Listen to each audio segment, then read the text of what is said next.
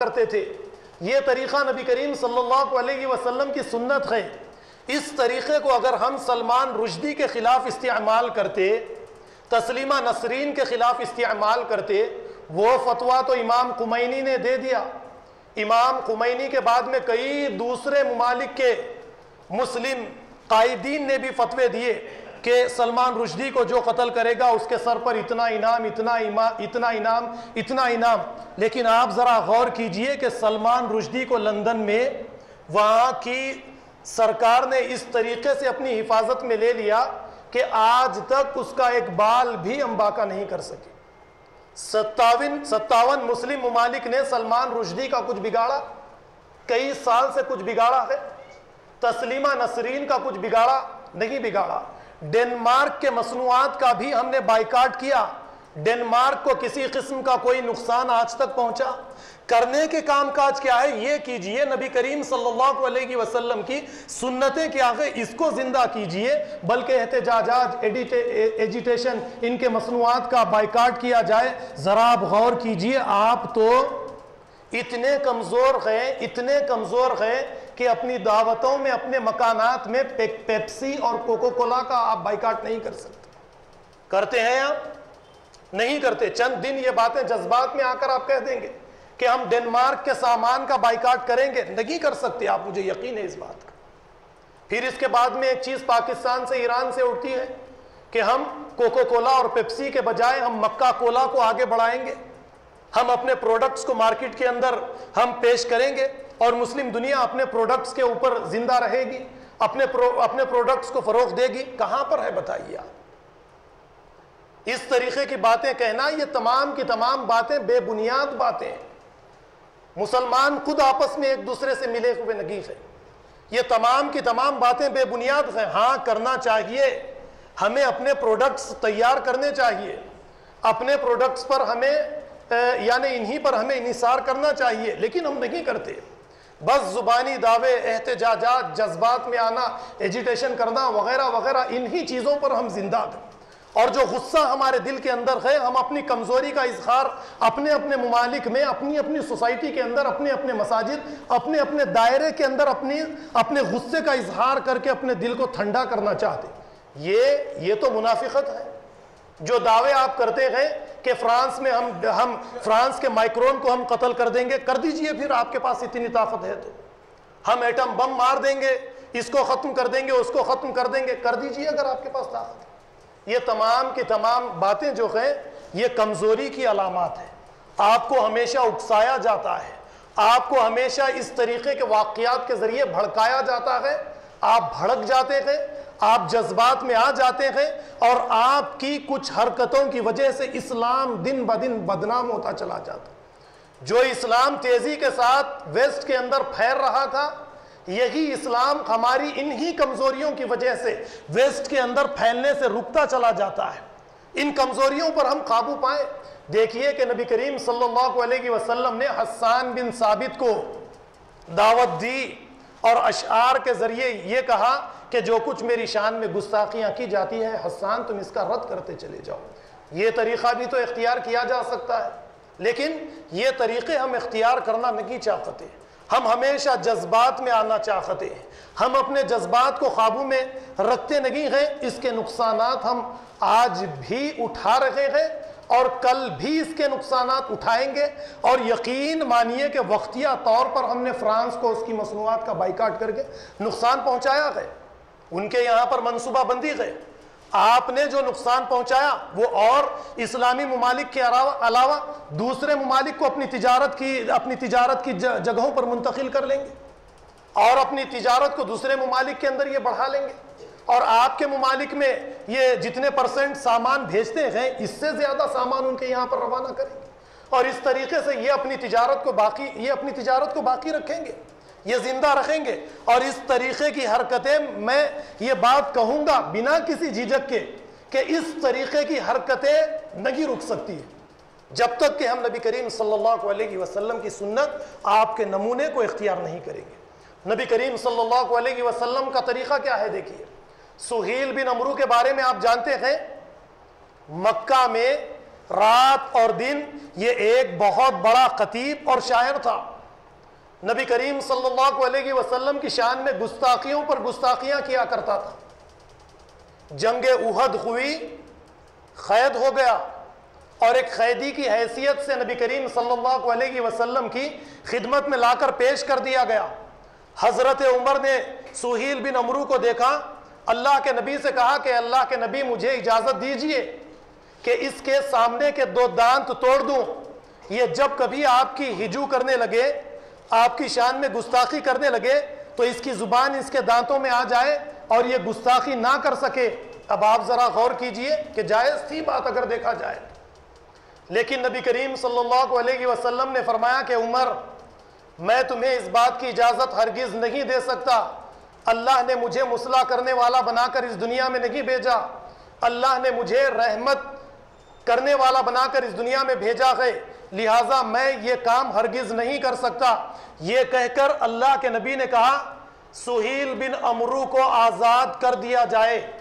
سہیل بن عمرو آزاد ہو گئے، پھر مکہ واپس چلے گئے، اور یعنی جس دین یعنی مشرک تھے تو اسی پر قائم رہے. اور اس کے بعد میں آپ جانتے ہیں جنگ احد ہوئی تو پھر مسلمانوں کے خلاف یہ سہیل بن عمرو آ گئے. اور جنگ احد کے بعد میں وہ واقعہ جو میں بار بار آپ کو صلح حدیبیہ کے نام سے آپ کے سامنے پیش کرتا ہوں، مشرکین کی طرف سے یہی سہیل بن عمرو اللہ کے نبی کے پاس آئے، اور جب بسم اللہ الرحمن الرحیم لکھا گیا تو کہا کہ الرحمن الرحیم کو ہم نہیں جانتے، بسم اللہ لکھیے. جب محمد رسول اللہ لکھا گیا، سہیل بن عمرو نے کہا کہ ہم آپ کو محمد بن عبداللہ کی حیثیت سے جانتے ہیں، یہ رسول اللہ ہم آپ کو نہیں مانتے، آپ میٹ دیجئے. نبی کریم صلی اللہ علیہ وسلم کی شان میں گستاخی پر گستاخی، گستاخی پر گستاخی کرنے لگا. حضرت عمر، حضرت ابوبکر سب موجود تھے، 1400 صحابہ کرام موجود تھے، پوری طاقت رکھتے تھے کہ سہیل بن عمرو کو قتل کر دیا جائے. لیکن اسلام سفیروں کو قتل کرنے کی اجازت نہیں دیتا ہے. ہم مسلم دنیا، مسلم ممالک، مسلمان قرآن اور حدیث کے ماننے والے یہ بار بار کہتے ہیں کہ ہم فرانس کے سفیر کو، ایمبیسیڈر کو یا ایمبیسی کو آگ لگا دیں گے، فرانس کے سفیر کو ہم اپنے ملک سے نکال دیں گے، فرانس کے سفیر کو ہم قتل کر دیں گے. یہ غیر شرعی کام ہے، یہ غیر شرعی حرکت ہے. نبی کریم صلی اللہ علیہ وسلم کی خدمت میں سہیل بن عمرو آئے سفیر بن کر مشرکین عرب کی جانب سے، اور شان میں گستاخیاں کرنے لگے. لیکن اللہ کے نبی نے یہ نہیں کہا کہ سہیل بن عمرو کا قتل کر دیا جائے، یہ گستاخ رسول ہے. اور پھر مسلمہ کذاب کی جانب سے، جس نے نبوت کا دعویٰ کیا تھا، ایک سفیر اللہ کے نبی کے یہاں پر روانہ کرتا ہے کہ آدھا عرب آپ کا اور آدھا عرب میرا ہے، آپ اس بات کو تسلیم کیجئے. تو اللہ کے نبی کہتے ہیں کہ اگر یہ قانون نہیں ہوتا کہ سفیر قتل نہیں کیے جاتے، انہیں عزت دی جاتی ہے، تو میں تجھے قتل کروا دیتا. آپ ذرا غور کیجئے کہ سفیروں کو قتل کرنا کیا شرعی کام ہے؟ یہ شریعت کے خلاف ہے. لیکن مسلمان جذبات میں آ کے فرانس کے سفیر کو قتل کر دیا جائے، ایمبیسی کو جلا دیا جائے. یہ تمام کی تمام حرکتیں غیر شرعی حرکتیں ہیں. اس طریقے سے ہمیں اجتناب کرنا پڑے گا. اور علماء کی تقریریں دیکھ کر مجھے اتنا افسوس ہوتا ہے، اتنا افسوس ہوتا ہے کہ وہ اسلام کی صحیح تصویر کو مسلمانوں کے سامنے کیوں پیش نہیں کرتے. وہ لوگوں کو صحیح طریقے سے یہ کیوں نہیں سمجھاتے کہ یہ طریقہ جو ہم اختیار کر رہے ہیں اس کے ذریعے اسلام کا نام خراب ہوگا، اسلام کے قریب آنے والے اسلام سے دور ہوتے چلے جائیں گے. یہی سہیل بن عمرو ہے. اس کے بعد واپس چلا جاتا ہے. فتح مکہ کے بعد میں نبی کریم صلی اللہ علیہ وسلم کے قریب لا کر کھڑا کر دیا جاتا ہے. جب بھی وہ اسلام کو نہیں مانتا، تب بھی وہ اپنے دین پر، اپنے مذہب پر قائم ہے، اللہ کے نبی پھر بھی اسے آزادی دے دیتے. اور اس کے بعد میں صحابہ کرام سے کہتے ہیں کہ اے میرے صحابہ، سہیل بن عمرو کی یہ سختی ایک نہ ایک دن نرمی کے اندر تبدیل ہو کر رہے گی. مجھے اس بات کی امید ہے. میں نے پہلے آپ کو کیا بتایا؟ اللہ کے نبی حال میں مستقبل کو دیکھتے تھے. دشمن کے اندر اللہ کے نبی صلی اللہ علیہ وسلم اپنے دوست کو تلاش کر لیتے تھے۔ فرانس کے اس ٹیچر میں بھی اگر ہم اس دشمن کے اندر اگر ہم دوست کو تلاش کرتے، نبی کی ان سنتوں کو زندہ کرتے، فرانس کی اس 6 کروڑ کی آبادی کے ساتھ ہم اللہ کے نبی صلی اللہ علیہ وسلم نے جو طریقہ گستاخ رسول کے ساتھ آپ کی زندگی میں لوگوں نے کیا، وہ طریقہ رحمت کا اگر ہم فرانس کے لوگوں کے ساتھ اختیار کرتے، ڈنمارک کے لوگوں کے ساتھ اختیار کرتے، تو ان کے دلوں کی دشمنی کو نکال کر ان کے دلوں میں ہم محبت کو بھر دے سکتے۔ دوست بناؤ، یہ تو بہترین موقع ہمارے ہاتھ میں آیا ہے کہ ان کے دلوں تک اپنی باتوں کو پہنچائیں، اسلام کو ان کے دلوں میں منتقل کرے۔ یہ تو بڑا بہترین موقع ہمارے ہاتھ میں آیا۔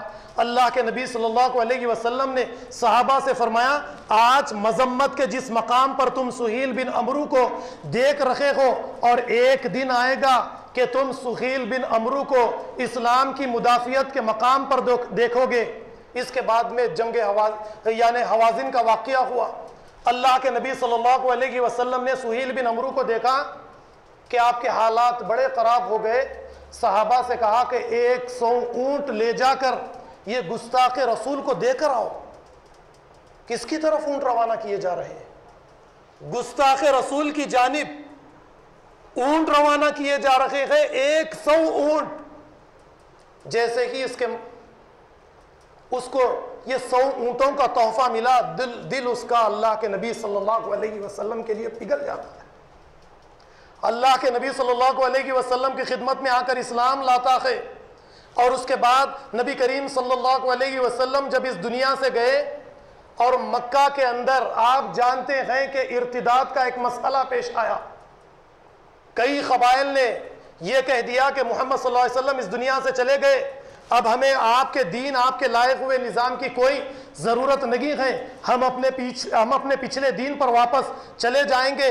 اس وقت میں سہیل بن عمرو آگے آئے، آپ نے خطاب کیا، لوگوں کے اوپر آپ کا رعب تھا، آپ کا دبدبا تھا، آپ بہترین خطیب تھے۔ آپ نے خطابت کرتے ہوئے یہاں تک کہہ دیا کہ جو کوئی اسلام سے پھر جائے گا، سہیل بن عمرو تلوار لے کر اس کا کام تمام کر دے گا۔ بس آپ کی یہ تقریر کا نتیجہ تھا کہ تمام کے تمام وہ لوگ جو دین سے پھر جانا چاہتے تھے، لوٹ کر پھر سے دین کی طرف واپس آ گئے۔ برادران اسلام، یہ طریقہ ہم کیوں نہیں اپناتے؟ آپ بتائیے۔ اس طریقے کے کئی واقعات میں آپ کے سامنے رکھ سکتا ہوں۔ اللہ کے نبی صلی اللہ علیہ وسلم کا وہ واقعہ، آپ طائف کی طرف دعوت کو لے کر آپ طائف کی طرف چلے گئے، اور طائف میں آپ نے لوگوں کے سامنے دعوت دی۔ وہاں کے سرداروں نے آپ کے پیچھے غنڈوں کو، بدماشوں کو، بچوں کو، شرارت بھرے بچوں کو لگا دیا۔ نبی کریم صلی اللہ علیہ وسلم کو زخمی کر دیا گیا، اور اس موقع پر آپ جانتے ہیں کہ فرشتے اللہ کے نبی کی خدمت میں آئے، اور پہاڑوں کا فرشتہ آپ سے اجازت لینے لگا، یا رسول اللہ آپ اجازت دے تو یہ طائف کے لوگوں کو 2 پہاڑوں کے بیچ میں ڈال کر مسل دیا جائے، ان کا کام تمام کر دیا جائے۔ اللہ کے نبی نے فرمایا کہ مجھے امید ہے کہ ان کی نسلیں، ان کی اولادیں جو ہے وہ ایک اللہ کی عبادت کریں گی، لہٰذا تم یہ کام ہرگز مت کرنا۔ ذرا غور کیجیے اللہ کے نبی صلی اللہ علیہ وسلم کی امید۔ آپ دعوت کے لیے اپنی شان میں گستاخی کو برداشت کر لیتے، آپ دعوت کے لیے کیا کیا چیزوں کو برداشت کر لیتے، آپ دعوت کے لیے اپنے جسم اتھر پر اگر کوئی کچرا ڈالتی ہے تو اس کو برداشت کر لیتے، آپ دعوت کے لیے حضرت عائشہ پر عبداللہ ابن ابی تہمت لگاتا ہے تو دعوت کے لیے صبر کرتے ہوئے اسے برداشت کر لیتے ہیں۔ حضرت عمر بن خطاب کہتے ہیں کہ اللہ کے نبی، حضرت عائشہ پر تہمت لگا دی گئی، جنگ احد کے موقع پر 300 ساتھیوں کو لے کر عبداللہ ابن ابی الگ ہو چکا، اے اللہ کے نبی رات دن آپ کی شان میں گستاخیوں پر گستاخیاں کرتا ہے، اتنی بری تہمت حضرت عائشہ پر لگائی گئی ہے، آپ اجازت دیجئے کہ اس کی گردن مار دی جائے۔ عبداللہ ابن ابی کے اللہ کے نبی کہتے ہیں نہیں، لوگ یہ کہیں گے کہ محمد صلی اللہ علیہ وسلم اپنی گستاخی پر لوگوں کو قتل کرواتے ہیں، لہٰذا اس کے ذریعے سے دعوت کا کام رک جائے گا۔ جب لوگوں کے سامنے دعوت ایک بڑی چیز بن کے آتی ہے تو یہ تمام کی تمام چیزوں کو وہ اللہ کے نبی کی سنت کو سامنے رکھ کر نظر انداز کرتے ہوئے کہ کس طریقے سے فرانس کے لوگوں کے دلوں میں جگہ بنائی جائے، ویسٹ کے اندر اسلام کو کس طریقے سے داخل کیا جائے، ہمارے دلوں میں یہ تڑپ ہوتی ہے۔ عبداللہ ابن ابی کو معاف فرما دیا، اور پھر سہیل بن عمرو کا واقعہ میں نے آپ کے سامنے رکھا، اور اس کے بعد کیا واقعہ آپ کے سامنے رکھ رہا تھا میں؟ ابھی جو واقعہ آپ کے سامنے کسی صحابی طائف کا واقعہ میں آپ کے سامنے پیش کر رہا تھا۔ اللہ کے نبی نے کہا نہیں، انہیں معاف کر دیا جائے، چھوڑ دیا جائے۔ اب ذرا آپ غور کیجئے، یہی طائف کے رہنے والے محمد بن قاسم ہندوستان آئے یا نہیں آئے؟ آج ہندوستان میں جو اسلام آیا محمد بن قاسم ثقفی کی جانب سے آیا۔ اگر اللہ کے نبی اس وقت فرشتے کو حکم دیتے کہ پہاڑوں کے بیچ میں ڈال کر انہیں دبوچ دیا جائے، ان سارے بسنے والے قبائل کا خاتمہ کر دیا جائے، تو محمد بن قاسم سندھ کے ذریعے سے ہندوستان میں آتے؟ ہندوستان میں اس طریقے سے اسلام پھیلتا؟ نہیں پھیلتا۔ اس طریقے کے کئی واقعات آپ کو ملیں گے۔ ایران سے جب حضرت عمر بن خطاب کے دور میں جنگ ہوئی تو یہی طائف کے افراد تھے جنہوں نے ہاتھی کے لشکر کو تتر بتر کر دیا اور ہارتی ہوئی جنگ کو جیت کے اندر تبدیل کر دیا۔ آج ایران ایک مسلم مملکت کے اندر تبدیل ہوتا اگر طائف کے لوگوں کو اس طریقے سے ختم کر دیا جاتا۔ اکرمہ کا واقعہ فتح مکہ کے بعد تو نکل کر بھاگ گئے، یمن چلے گئے، بیوی جا کر سمجھا کر لاتی ہے اور پلٹ کر محمد رسول اللہ صلی اللہ علیہ وسلم کی طرف آنے لگتے ہیں۔ اللہ کے نبی نے دور سے دیکھ لیا کہ گستاخی کرنے والا اکرمہ میری جانب آ رہا ہے، فوراً صحابہ سے کہتے ہیں کہ دیکھو اکرمہ ہماری طرف چلتے ہوئے آ رہے ہیں، اور اکرمہ کے سامنے کوئی ابو جہل کی شان میں گستاخی نہیں کرے گا، تم گستاخی کرو گے مردے کو تو کچھ نہیں پہنچے گا اس کے ذریعے، لیکن اولاد کو اس کے باپ کی اگر گستاخی کی جائے تو تکلیف ہوتی ہے۔ اس بات کا خیال رکھا جائے۔ اور اس کے بعد میں جب اکرمہ اللہ کے نبی کے قریب آنے لگے، ذرا غور کیجئے کہ کیا انداز ہے لوگوں کو متاثر کرنے کا، دین اسلام میں داخل کرنے کا، گستاخ رسول سے کس طریقے سے ملا جاتا ہے۔ ہمیں اللہ کے نبی کی سیرت ہمیں یہ بتاتی ہے کہ اللہ کے نبی اپنی زمین سے اٹھ کر دوڑتے ہوئے اکرمہ کی طرف جانے لگے، جیسے ایک دوست کئی سال سے اپنے بچھڑے ہوئے دوست سے ملاقات کرتا ہے، ایک باپ اپنی بچھڑی ہوئی اولاد سے ملاقات کرتا ہے، یا ایک ماں اپنے بیٹے سے کئی سالوں کے بعد ملاقات کرتی ہے۔ آپ کے کاندھے پر ایک چادر تھی، وہ چادر بھی زمین پر گر جاتی ہے۔ اکرمہ کو گلے سے لگاتے ہیں اور کہتے ہیں کہ اکرمہ کیا آپ بھی ایمان نہیں لاؤ گے؟ اکرمہ ایمان لے کر آتے ہیں، آپ کا دل بھی اسلام کے لیے پگھل جاتا ہے، اور کہتے ہیں کہ یا رسول اللہ صلی اللہ علیہ وسلم، اب تک میں نے جو گستاخیاں آپ کی شان میں کی ہے، آج کے بعد کبھی وہ گستاخی نہیں کروں گا، آپ کی شان میں کوئی گستاخی مجھ سے نہیں ہوگی۔ جو جنگیں میں نے اسلام کے خلاف لڑی ہے، آج کے بعد میں وہ جنگیں اسلام کے لیے لڑوں گا، اپنی جان مال اولاد ہر چیز کو آپ کے لیے قربان کر دوں گا۔ اس طریقے سے تبدیل کیجئے لوگوں کو آپ، یہ طریقہ ہے۔ اور وہ باتیں آپ کے سامنے جتنی پیش کی جاتی ہے، میں یہ کہہ سکتا ہوں کہ گستاخ رسول کا جو سر قلم کرنے کی باتیں آپ کے سامنے کی جاتی ہے، کہیں پر بھی آپ کو قرآن میں اور حدیث میں نہیں ملے گی۔ بس کچھ فقہی مسائل کو لے کر، وہ حضرت ابوبکر کے واقعے کو لے کر، وہ تو ایک ارتداد کا مسئلہ تھا، لوگ مرتد ہو گئے تھے اور زکوٰۃ کو دینے سے انکار کر دیا تھا، اس واقعے کو لا کر گستاخ رسول کے واقعے کو ملا کر اس کو قتل کرنا، یہ کہنا، ہو سکتا ہے کہ اس بیان کے بعد میں میری مخالفت بھی کی جائے، لیکن مجھے عقائد تو آپ کے سامنے بیان کر دیں، مجھے آپ کو یہ باتیں بتانی پڑے گی۔ علماء سیلاب کے ساتھ بہنا چاہتے ہیں، اس طریقے سے انہیں بہنا نہیں چاہیے، لوگوں کے سامنے حقائق کو بیان کرنا چاہیے تاکہ اسلام ویسٹ کے اندر داخل ہو، اسلام ویسٹ کے اندر صحیح طریقے سے پھیلے، نبی کی شان میں گستاخیاں کرنے والے نبی سے محبت کرنے والے بنے، ان کے دلوں میں ہم صحیح طریقے سے اسلام کو اتار سکیں۔ اس راستے کو اختیار کیجئے، لوگوں تک ان باتوں کو پہنچائیے۔